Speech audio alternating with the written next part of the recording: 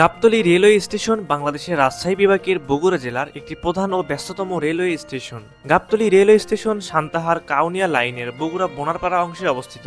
Brahmaputra Sultanpur railway company 1899 থেকে 1900 সালে সান্তাহার থেকে ফুলছড়ি পর্যন্ত 94 কিলোমিটার দীর্ঘ 58 মাইল মিটার গেজ রেলপথ নির্মাণ করে। এ সময় গাবতলী রেলওয়ে স্টেশন তৈরি করা হয়। বর্তমানে লাইন ফুলছড়ি উপজেলার বালাসী ঘাট পর্যন্ত আছে। 44 কিলোমিটার দীর্ঘ অর্থাৎ 27 মাইল বোনারপাড়া কাউনিয়া লাইন 1905 সালে নির্মাণ করা হয়। গাবতলীর এই রেল স্টেশন দিয়ে একাধিক ট্রেন চলাচল করে। হাজার হাজার মানুষ এখান থেকে চলাচল করলেও এখানে কোনো আন্তঃনগর ট্রেন থামে না, শুধু লোকাল ট্রেন এখানে থামে।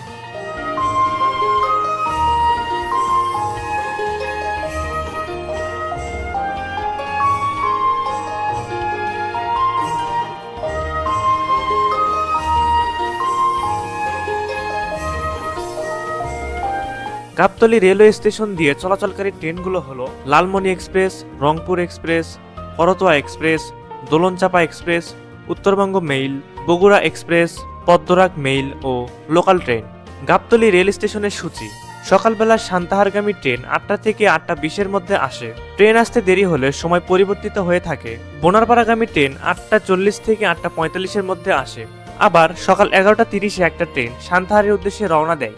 গাবতলী এই স্টেশনটি অনেক মনোরম ও শান্তশিষ্ট পরিবেশে অবস্থিত। তাই তো আপনারা চাইলে আপনার ফ্যামিলি সহ গাবতলী এই স্টেশনটি ঘুরে আসতে পারেন।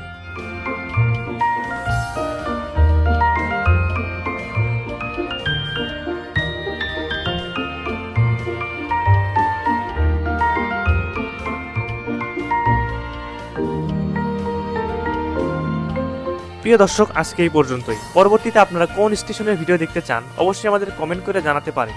এতক্ষণ আমাদের সাথে থাকার জন্য আপনাদের জানাই আন্তরিক ধন্যবাদ।